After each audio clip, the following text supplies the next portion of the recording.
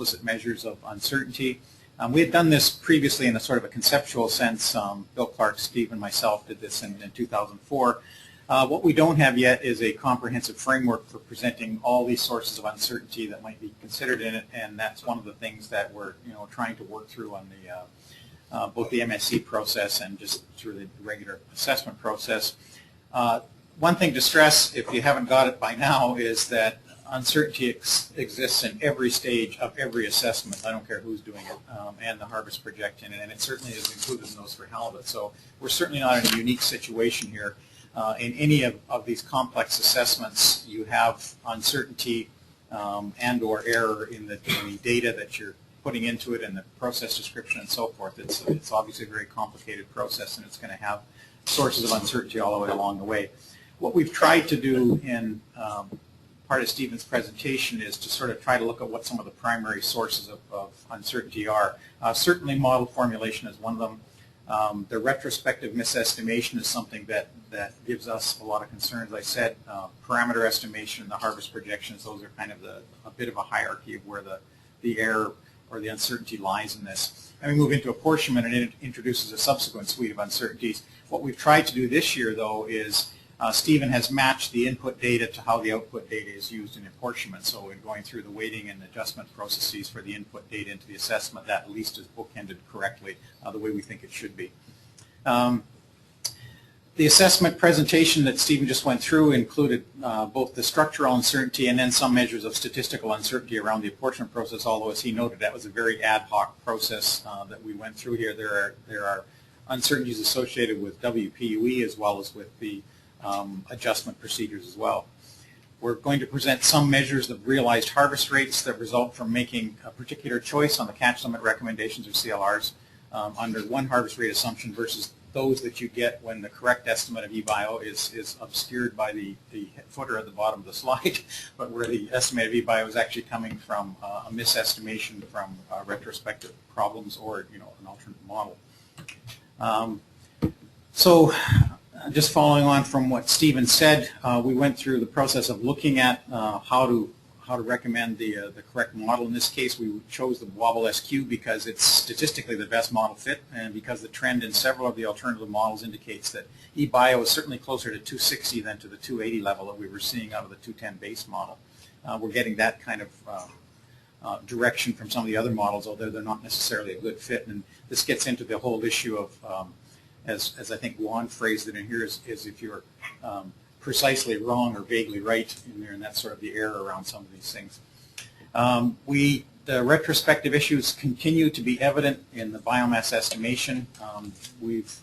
Juan is going to be having a paper in the RAW looking at several approaches to addressing this effect on the harvest projections. There's a couple of different ways to look at this. The effect on them in terms of the end product is essentially the same, but they involve either reducing the estimated biomass that comes out of the current assessment to account for future misestimation, or to change the target harvest rate on the currently estimated eBio to account for that misestimation in the future. We haven't really decided on the one that we'd like to focus on here. We think that we'd like to look at this a bit more in 2012. For this year, we implemented one example of this is using the adjusted harvest rate approach to develop the catch limits, incorporating some adjustments for the retrospective misestimation. And to give you an idea of what that means, if our current harvest rates, depending on area, are say 0.215 to 0.131 for areas 2A to 3A, and sorry, 0.215 and then 161 for areas 3B to 4, those estimates would drop from 0.215 to 0.131 for areas 2A to 3, and from 0.161 to 0.098 for areas 3B to 4. So a really significant shift in the harvest rates that would be associated with that kind of retrospective correction. For the apportionment process, we chose as we have done in the past several years, chose the 0 to 400 depth range as the basis for the apportionment because it incorporates the active commercial fishing area. But we recognize that both of the alternatives, either using 25 to 275 or 0 to 400, have potential for bias. Now, we proposed some research to address the biases by putting sampling into the 0 to 400 area, but that's going to be subject to funding, and it is a fairly expensive issue, as I've outlined for you before. We continue to use the hook competition and survey timing adjustment factors, the WPUE and the Coleman averaging over this. And again, we recommend that we actually go with the output of the assessment and essentially the slow up, full down harvest control rules. So there's a number of arguments for and against steeper cuts than we're getting out of the recommended catch limits you'll see in a second. And it is a pretty active debate within the staff right now.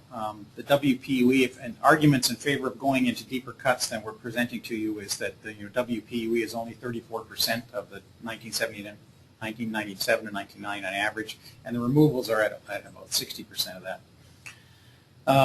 With the biggest cuts in the areas, one of the things that indicates that bigger cuts will have an effect is the areas of the biggest cuts that have the best match and relative reduction in the indices. The retrospective behavior of the model may not lessen, and therefore the recent harvest rates have been and will continue to be too high. The eBio estimates from the NIMS trawl surveys also show a strong decline. That's not necessarily directly related to the retrospective, but they're showing a decline as well as we're seeing in our indices.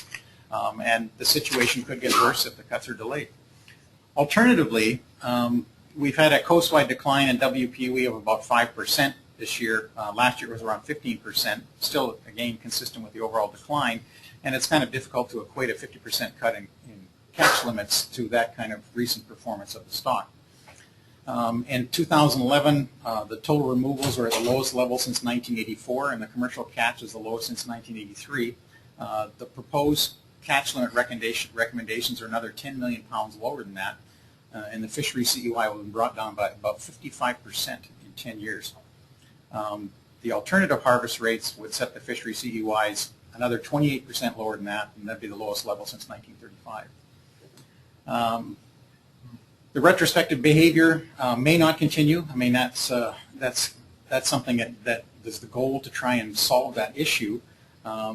I think one of the other things that we have experienced collectively over the last several years is we're going to go through some major shift in policy.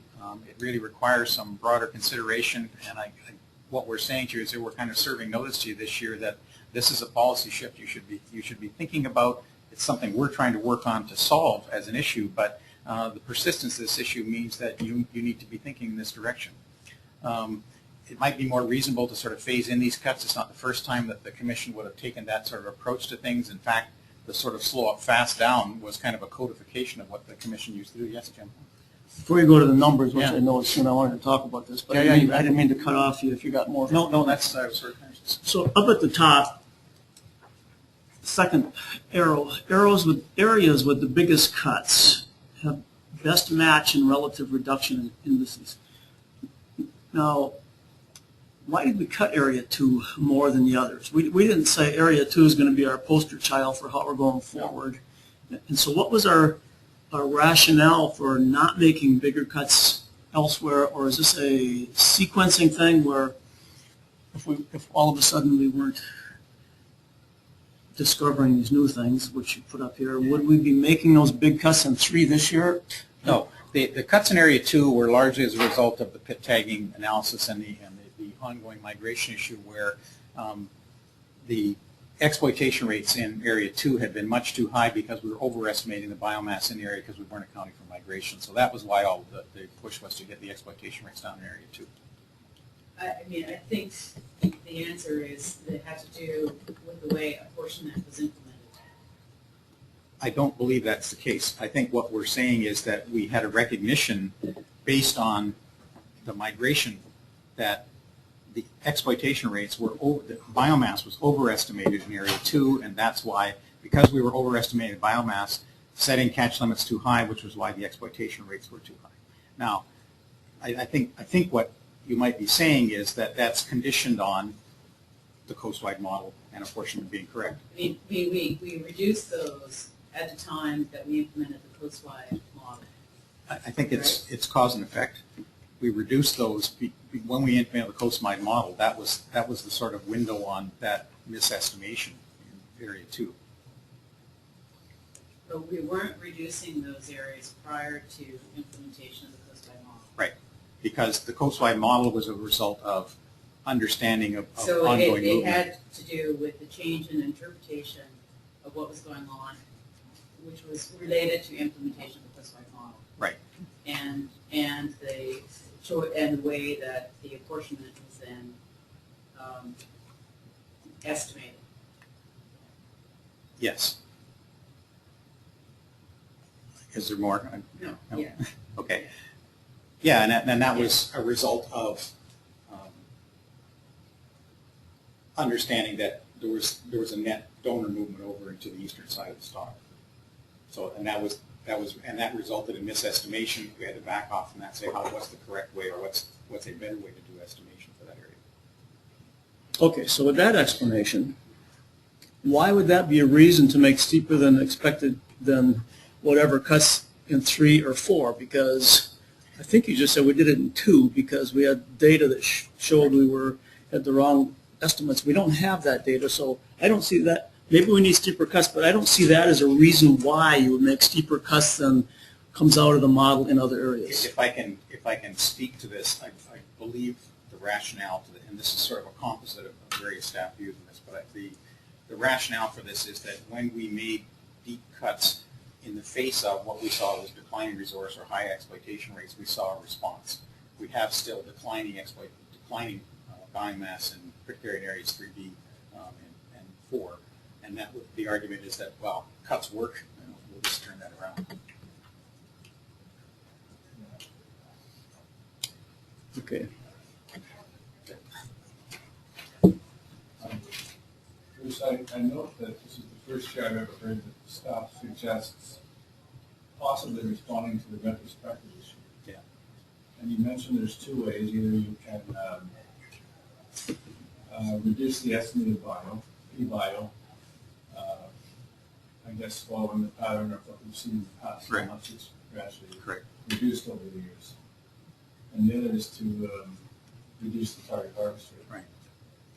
But just from last year to this, it looks like we were off on our e-bio by about 10%. 318 down to 282 or 282? That's actually it's from the 292 to 245. Thanks, Stephen. Yeah. And It's actually worse than that, because it was 318, the original estimate. Yeah. With the updated data, but then it went to 292, then it went to 245. So the actual potential retrospective in there is the 292 to 245. And these Sorry, was that with the same model run, or was that was it flip? Because last year we used base, and this year you were just I saying. think that's what the flip model No, changed. that's just for the base model. Okay. That's something that's in the base model. So the base model with current year's data, with the China's model. Or is, yeah, Is so it the 245? beginning year 2011, 245. Okay, that's a lot more than I thought. Because I was looking at these harvest rate reductions you suggested, the 0.215 to 0.161, and the 0.161 down to 0.098, which is 20 to 30% or more reduction in harvest rate. I was wondering what we couldn't judge what I looked at as 10% reduction. Yeah, no, it's more than that. Sure. Okay. So, Go ahead. just one issue on this that I think we'll have to not necessarily discuss today, but I just want to flag is I think that I'm just trying to understand what's a policy choice here versus the scientific advice, and because there's a little bit of both sort of going on right now, and I think we'll have to. I mean, you're trying to provide us, I think, with your best scientific estimate, but there's also some policy decisions or implementation here that we need to sort of think about. So I'm actually a little confused about whether we've got both of those sort of combined in what you're presenting, and I'm just having a little trouble teasing out which is the science based on all this uncertainty versus some kind of policy choices. So I think just flagging that I think we'll have to give that a little bit of consideration. Okay.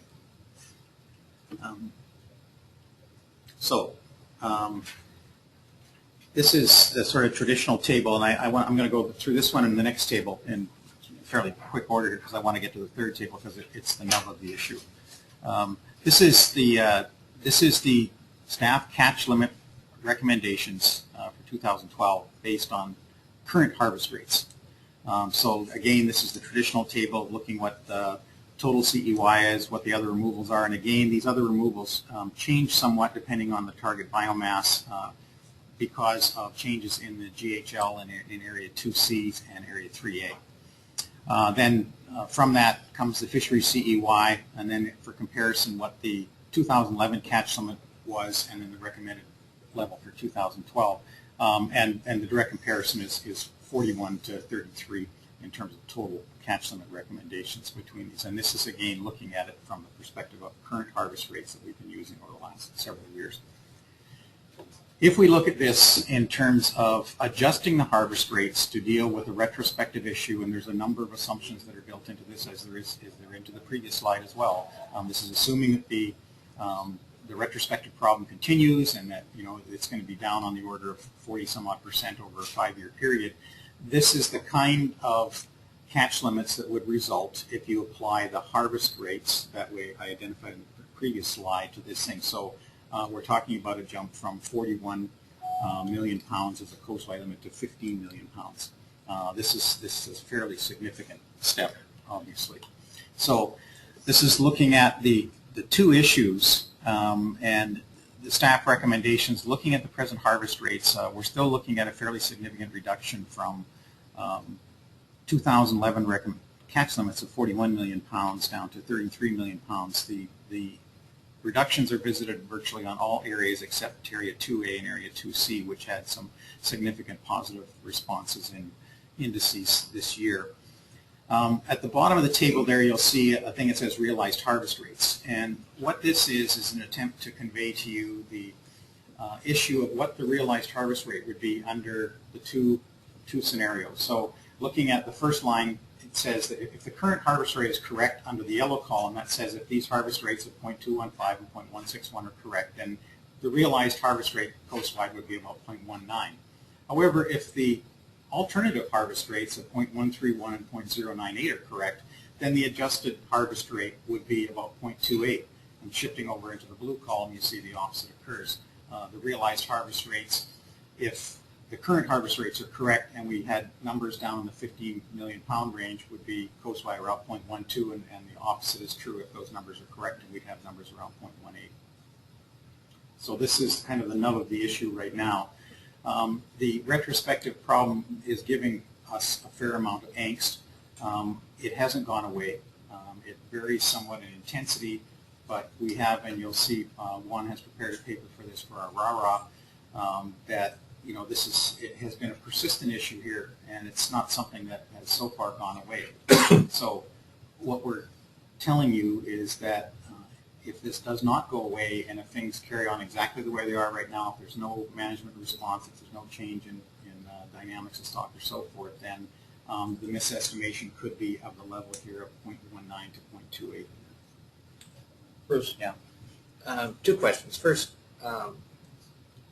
using the current model that we've used, what would these numbers, is there a table on that? Have you? I have this one. You're talking about the base 210? Yeah. I've got it in actual catch limits. Yes, here we are. This is just realized harvest rates. I don't think I have actual catch limits on this. So. What would it be on the, I mean, if wobble is in the neighborhood of 33 million, what would the base be?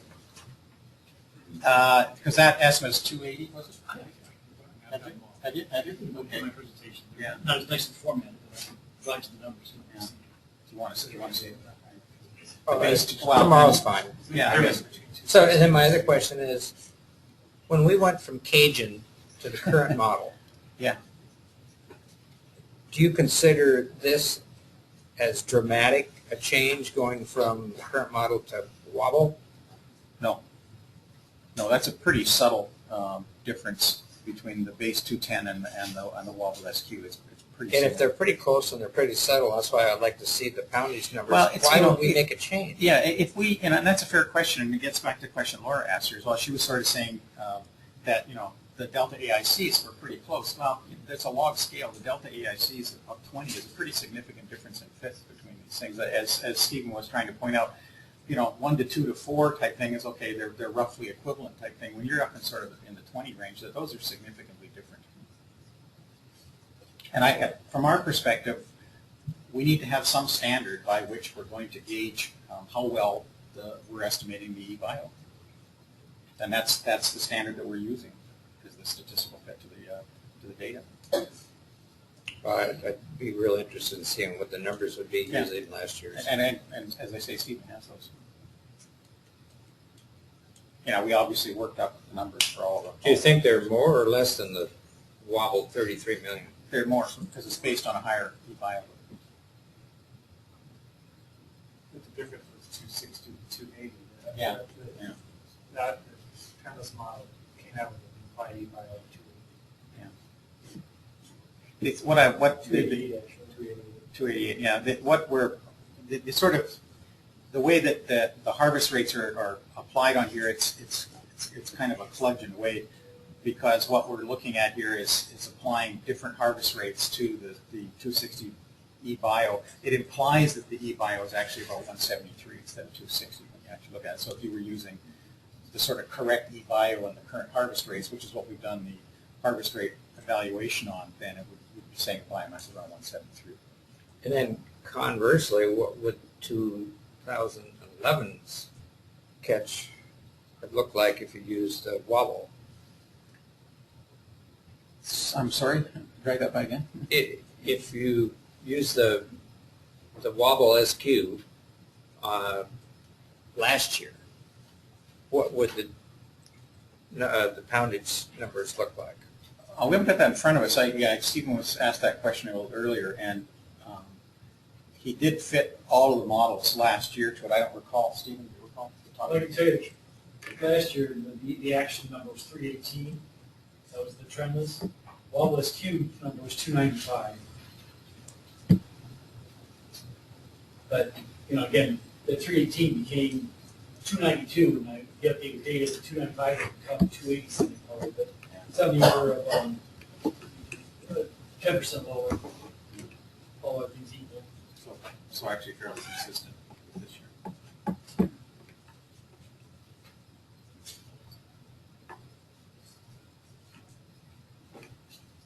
Yeah, just in general, one thing I'm having trouble coming to grips with is these big proposed reductions at the time when we've just talked that the biomass is at, a relative high.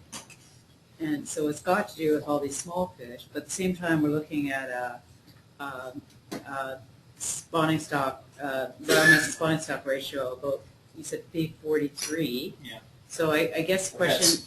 If I can just stop for a second, that's B43 as we estimate it currently. If the retrospective patterns here, it wouldn't be necessarily B43. Right, well, I just went back and checked last year's, and last year we were also estimating B33, and I can see that our current estimate of what it was last year was quite a bit less than that.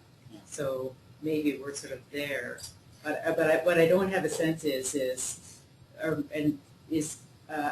good is B43 or B.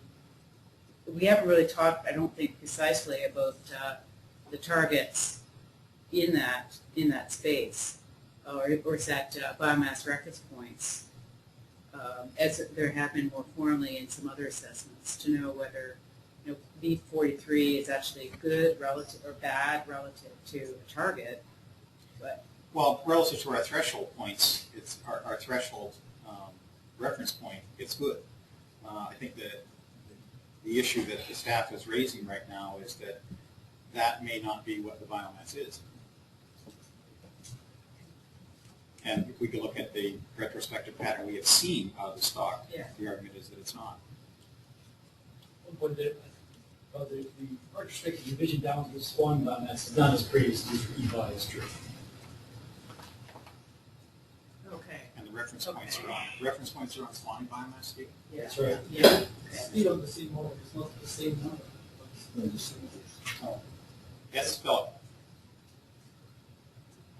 Yeah, the column there for the retrospective misestimation, I guess you can say it's serious enough to list in public here. I mean, that's a pretty drastic reduction in the catch limits, and so is that, are you saying this is where we're gonna go next year, and, or? I think more it's, than likely, since, they're showing it here obviously in public, so it must be. we're showing it in public because it's of sufficient concern to us that we're highlighting it to you.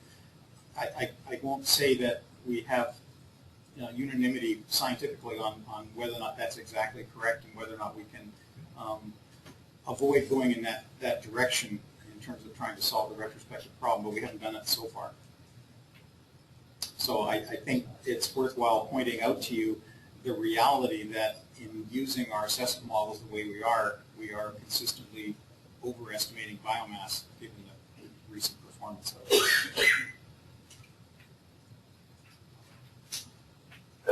As a commercial fisherman, that's quite surprising news, or like dropping a bomb almost. Yeah, surprising is a pretty mild word for it, I think.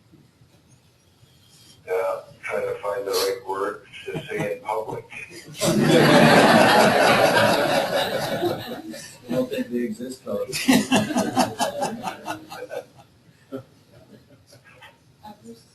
Yes, Rebecca, yeah.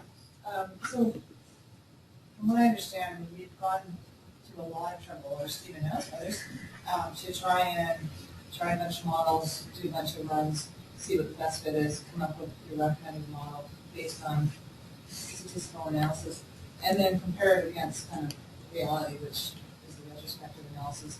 And essentially you're saying your model, there's a big gap between what your model is saying and what the retrospective analysis is saying. And so your fix for that is essentially to just kind of clunk and make a major adjustment. Is that right? No, I guess what we're not, as you can see from the columns, we're not recommending that you do that right now, and one of the approaches, sorry, go ahead. Okay, but I'm not, and I know you're not recommending putting that there, but essentially the blue column, that's what it's doing, is it's making this massive adjustment because the model doesn't fit the data, is that right? Well, in fact, the model fits the data pretty well, but not as you add more observations to it, it revises its estimate for it. But in terms of, say, to make it fit the data any better right now, we haven't come up with a better fix for that. There are no sort of, and that's what Stephen was trying to point out in the working group that NIPS is working over that. The question is there a diagnostic that says there's something wrong in here? And there isn't. At least there hasn't been developed so far. Right, so Stephen went through kind of a list of things, possible reasons why there's a difference, a gap. One of them is uncalculated mortality with the party. So that could be like catch monitoring as a result of Catch monitoring, bycatch. Bycatch and that sort of thing. But presumably those types of errors have been in the time series forever. And so even if it's wrong, as you say, it's consistently wrong. Yeah. If you recall from one of Stephen's plots there where he looked at sort of changes in parameterization within a given model, sort of putting double the bycatch in there, which pops the biomass estimate up on things. But in order to deal with a retrospective problem, you would want to think there's a trend in that in some fashion. And I guess perhaps it just may not understand the now, but the thing I don't understand is there's a whole bunch of trouble to come up with the best model you could, and then you compared it to the retrospective, there's a big gap. And so, But that's the case for all of the models. Well, that's the case for all of the models.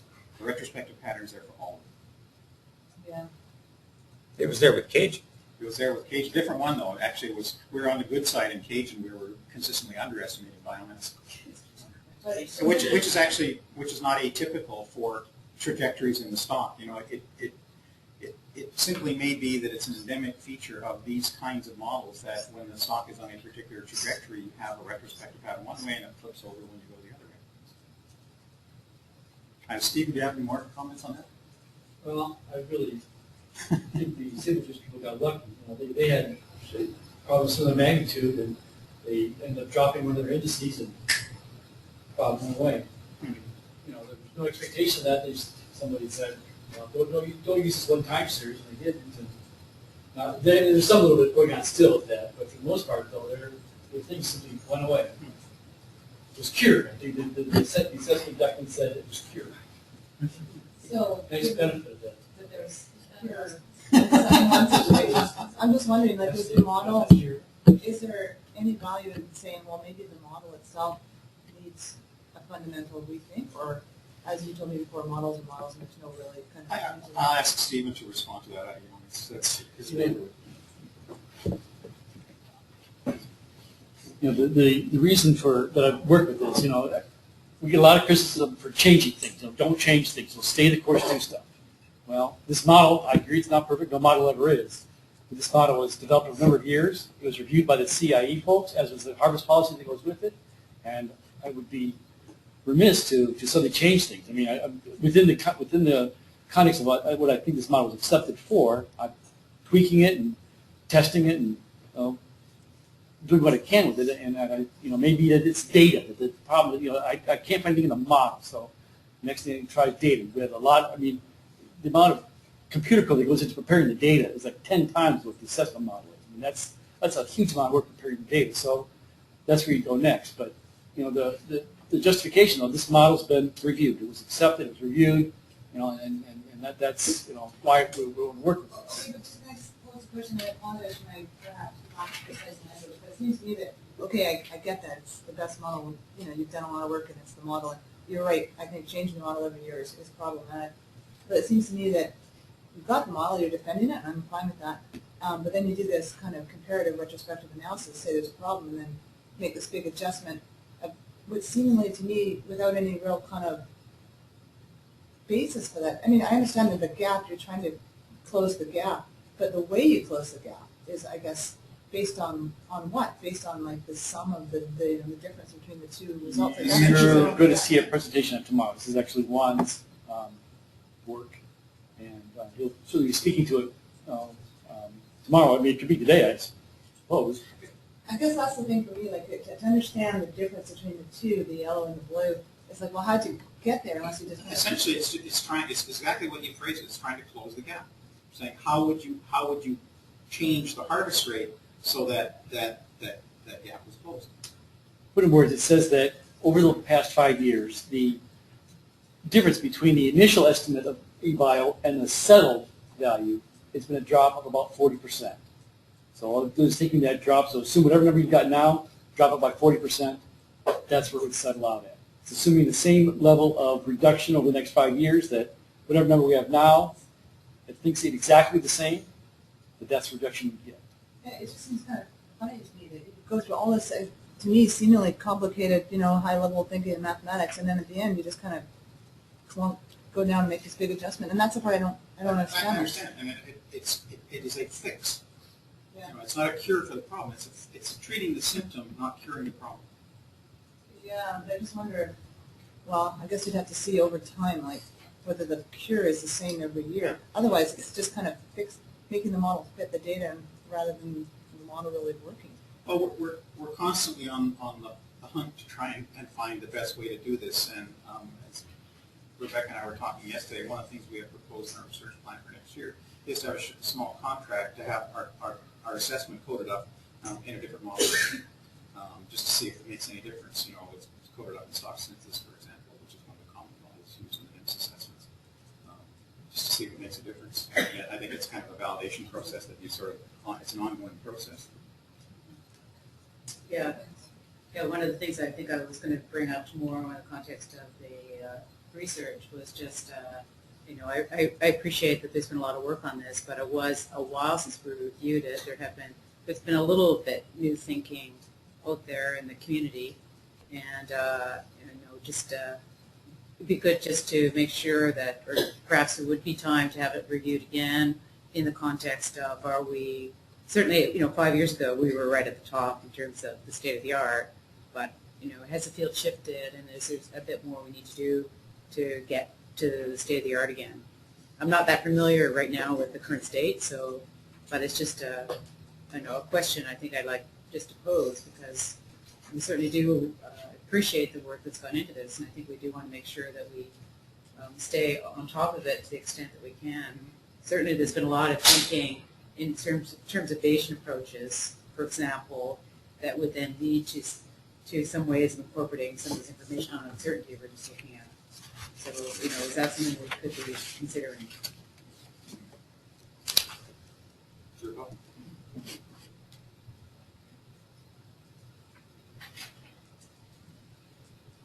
Well, it sounds like we're going to get more information tomorrow to help put another piece in the puzzle.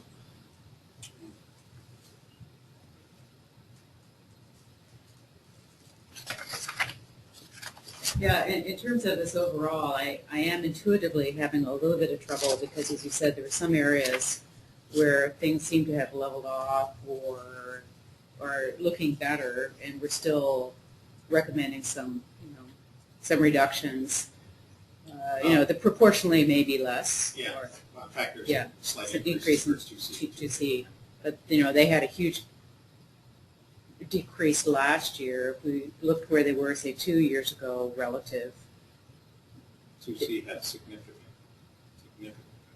Yeah, so last year, or this current fishing year, they had a significant cut. So if we had sort of prorated, if we went back 2 years and then looking at what you've got here, it's probably, not quite sure how that relates, similar to the other. We're still well over 2 years.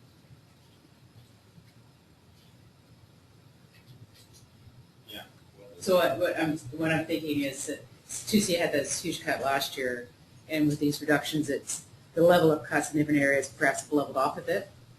I'm not trying to recall those numbers in my mind, just looking at the overall reductions. May have sort of even back out a bit, I guess is what I'm thinking here. But maybe I may be mistaken. I'm not sure it's all of that. Okay, it's not an order. Just trying to.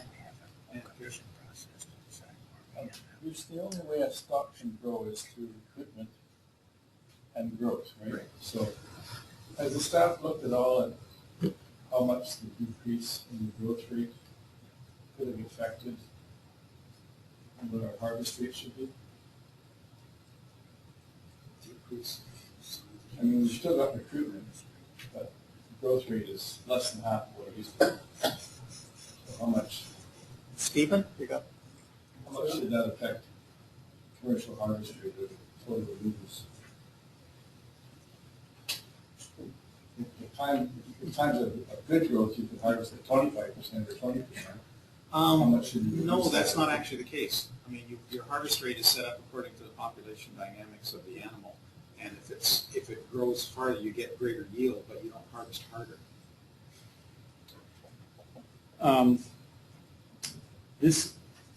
We are still operating under a harvest strategy that I helped develop,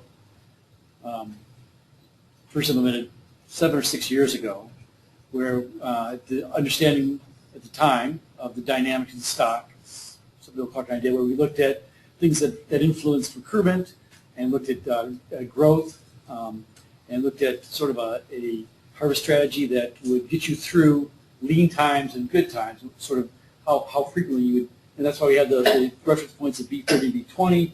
We looked at either density-dependent responses and growth, so you fish them down, they get bigger, or what we called sort of new status quo, where size at age is just this, and it's small. Well, that was quite a bit bigger than it is now, but at that time. So we developed a harvest policy to deal with both manners of variability.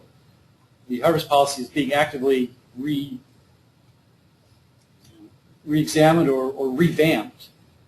Juan, again, will have a bit of a presentation on that tomorrow, taking a little bit of a different approach. And it's certainly time to redo the harvest policy as well. And that's work in progress. But at the time that we developed the harvest policy, though, it did factor in the potential for things to not change, not getting better. I didn't actually look at growth or size at age getting even smaller. We just, at that point, we said, oh, they can't possibly get any smaller than this. But they did, so that's where we are with that.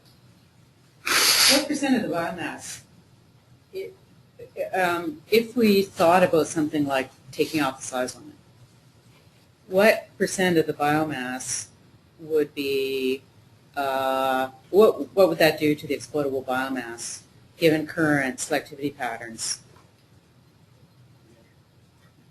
That's a good question, and we had intended to have a full size limit analysis for you, but it's very, very complicated analysis, and it's driven entirely by assumptions of how you model the work. We have no data. I mean, we have to make up what would happen.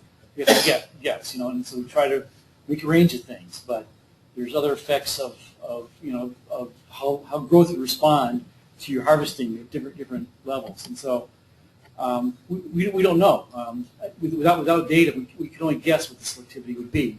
The one thing we can do, and we've done it a number of times, Anna Parma did it 20 years ago, I did it 10 years ago, Juan did it this year, was compare if you had a commercial fishery as is, the only other contrast we have data for is our survey. We say, okay, all of a sudden, new selectivity pattern is what's in our survey. And that doesn't provide evidence that it's worth changing the size limit.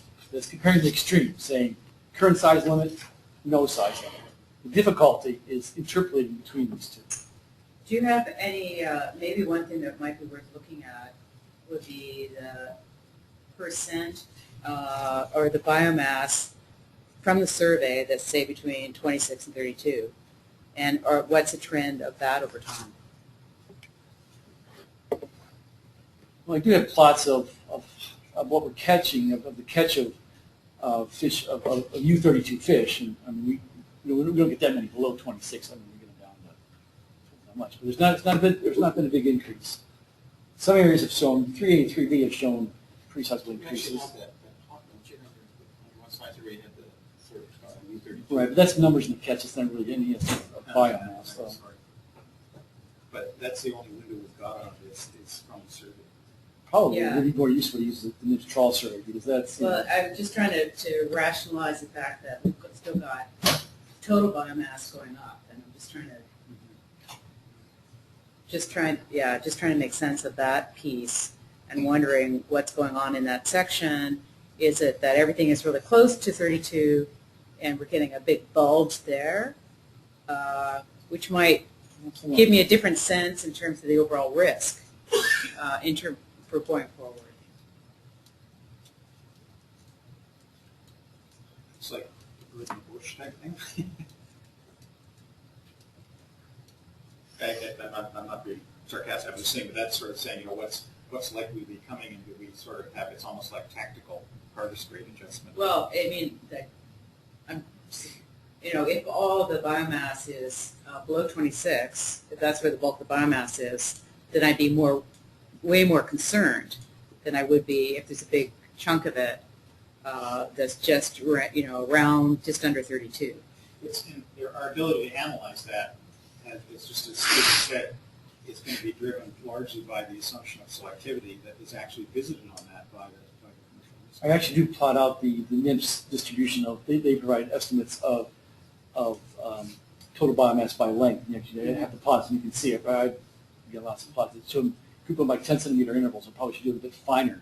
And it could show you at least for 3A, 3B, 4A, well, all from area 3 all the way up to the Bering Sea. I could certainly look at the trawl swept estimates of abundance and length and provide that. If we use even as incomplete as it is, we use from the survey the sort of trend in U32 numbers on the survey. They're very, very slow increase in most areas. It's not like they've sort of.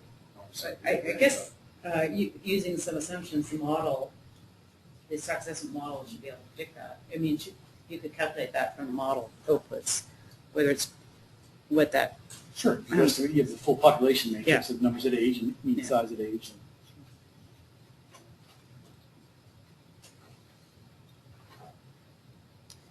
Well, it's Bruce's last slide.